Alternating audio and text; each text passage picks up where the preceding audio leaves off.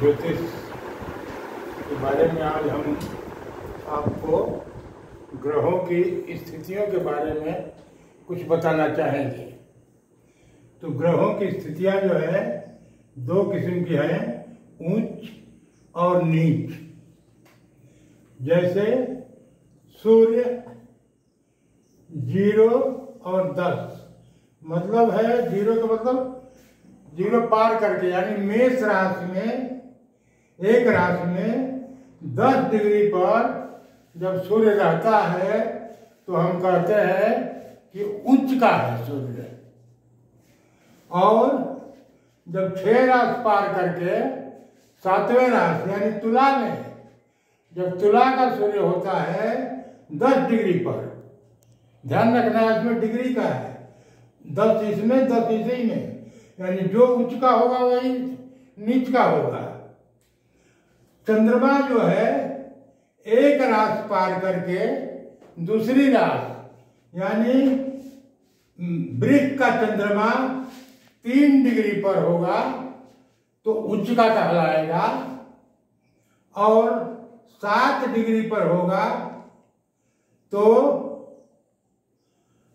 7 पार करके 8 राशि यानी वृश्चिक का चंद्रमा होगा तो नीच का चंद्रमा कहलाएगा।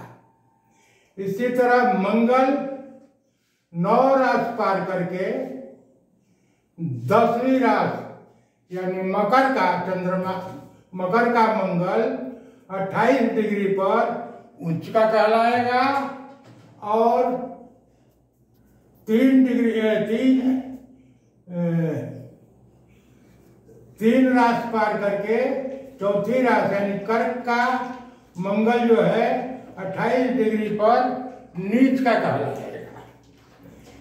बुध 5 राशि पार करके 15 डिग्री पर, यानी 5 राशि पार करने का मतलब कन्या का बुध जो है वो 15 डिग्री का जब होगा तो उच्च का कहलाएगा, और 11 पार करके 12वीं राशि यानी मीन का जो होगा 15 डिग्री पर तो नीच का बुध कहलाएगा। इसी तरह से गुरु जो है 3 राशि पार करके चौथी राशि यानी कर्क राशि का जब 5 डिग्री पर होगा तो उसको हम उच्च का गुरु कहेंगे, और 9 राशि पार करके 10वीं राशि यानी मकर का गुरु जो है 5 डिग्री पर ये नीच का कहलाएगा। इसी तरह से शुक्र जो है वो 11 राशि पार करके 12वीं राशि यानी मीन राशि का जब होगा 27 डिग्री पर तो ये उच्च का शुक्र कहलाएगा, और 5 पार करके छठी यानी कन्या का 27 डिग्री पर शुक्र जो है नीच का शुक्र कहलाएगा। इसी तरह से 6 पार करके यानी 7वीं तुला राशि का शनि 20 डिग्री पर रहेगा तो हम कहेंगे ये उच्च का शनि है, और 0 पार करके यानी मेष राशि का शनि जो है 20 डिग्री पर ये नीच का शनि कहलाएगा। उच्च और नीच इसका मतलब है ग्रहों में जब कोई ग्रह उच्च का होता है तो परिणाम अच्छा देता है, सफलता देता है, और जब वही ग्रह नीच का हो जाता है तो वह पापी कहलाता है।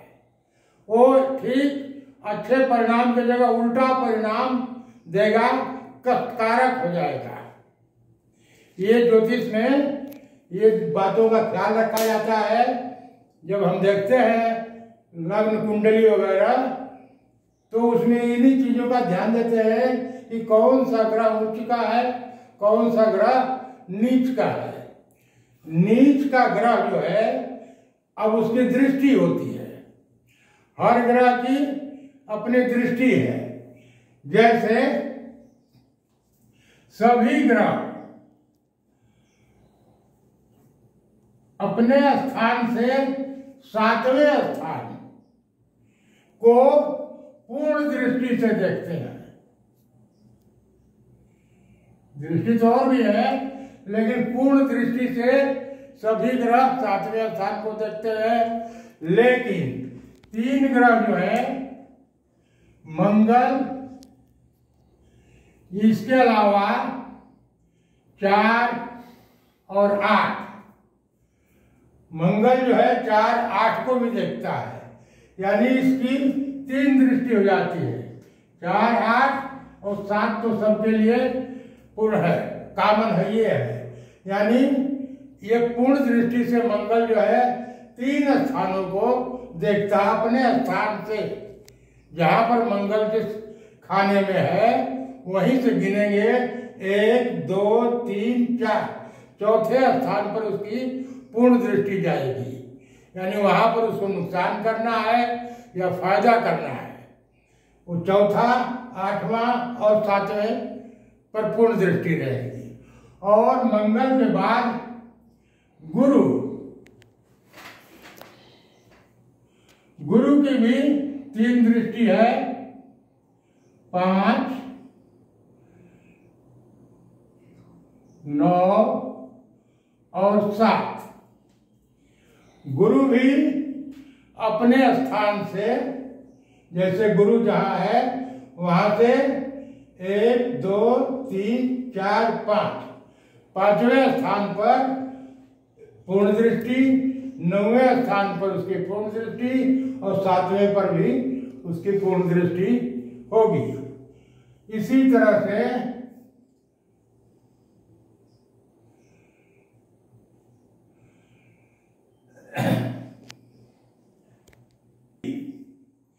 शनि की जो है अपने स्थान से तीसरा, 10वां और 7वां, ये 3 ग्रह जो है इनकी 3 दृष्टियां हैं। बाकी सब ग्रहों की, सूर्य की, चंद्रमा की और बुध की, शुक्र की, इनकी जो है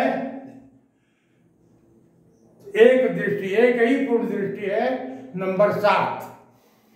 अपने स्थान से इसको देखते हैं तो माना जाता है कि कंप्लीट दृष्टि, पूर्ण दृष्टि से देखेंगे, अपना जो उनको फल देना है, अच्छा या बुरा जो कुछ देना है, उसी के हिसाब से उसमें विचार करते हैं ज्योतिष में।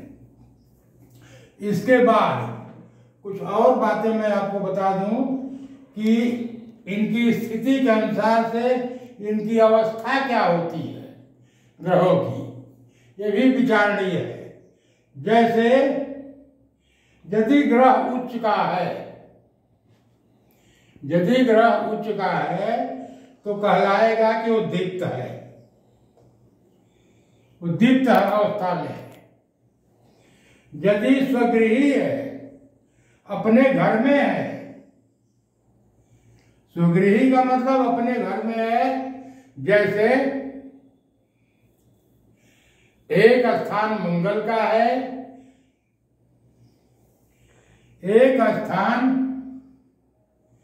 मंगल का है, 2 स्थान शुक्र का है और 3 स्थान बुध का है, 4था स्थान चंद्रमा, 5वां स्थान सूर्य और 6ठा जो है बुध और 7वां शुक्र, 8वां फिर मंगल, 9वां गुरु और 10वां और 11वां, ये दोनों स्थान शनि का। और 9 के बाद एक और स्थान जो है 12वां स्थान, ये गुरु का होता है, यानी 12वीं राशि। स्थान क्या? 12वीं राशि।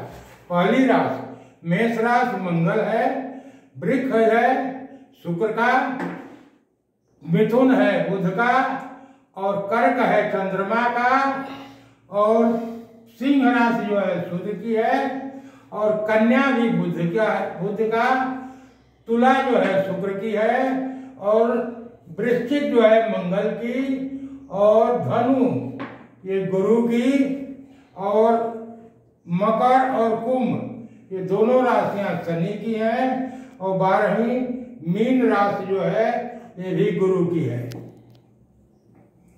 तो इन राशियों में स्वगृही का मतलब जब जैसे मंगल है मेष राशि में है तो ये स्वगृही कहलाएगा, अपने घर में है। तो जो ग्रह अपने घर में होता है उसको स्वस्थ कहते हैं, यानी वो हेल्दी है, सही है। दूसरा होता है अधिमित्र। अधिमित्र बोलते हैं, इसमें आगे हम बताएंगे ग्रहों में मित्रता होती है। एक नैसर्गिक मित्रता होती है, एक तत्कालिक मित्रता होती है। तो नैसर्गिक मित्रता प्लस तत्कालिक मित्रता दोनों जब मिल जाती है तो उसको हम अधिमित्रता कहते हैं। अधिमित्र यदि है ग्रह तो मुदित कहलाएगा, यानी प्रसन्न है। और यदि मित्र गृही है, मित्र के घर में, वो भी हम कल थोड़ा बता देंगे मित्र कौन कौन से हैं, तो शांत कहलाएगा।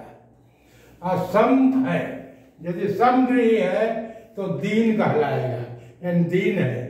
और शत्रुगृही, शत्रु के घर में है तो दुखित कहलाएगा।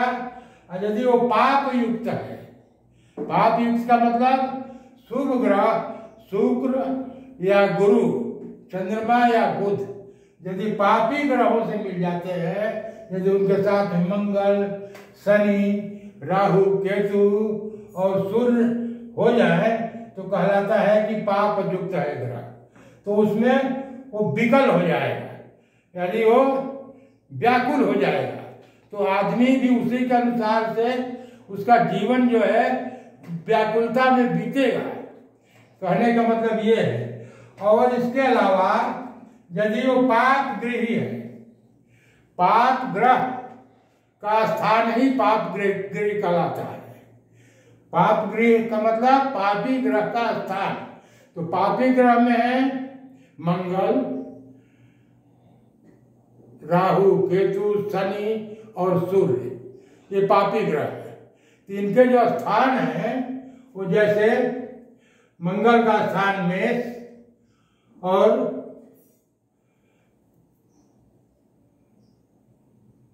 शनि का स्थान मकर और कुंभ, और गुरु का स्थान मीन और धनु, शुक्र का स्थान तुला और वृक, बुध का मिथुन और कन्या, चंद्रमा का कर्क, सूर्य का सिंह। ये जो स्थान है इनके अनुसार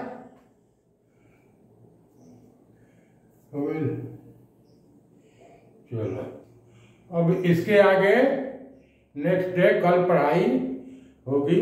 धन्यवाद।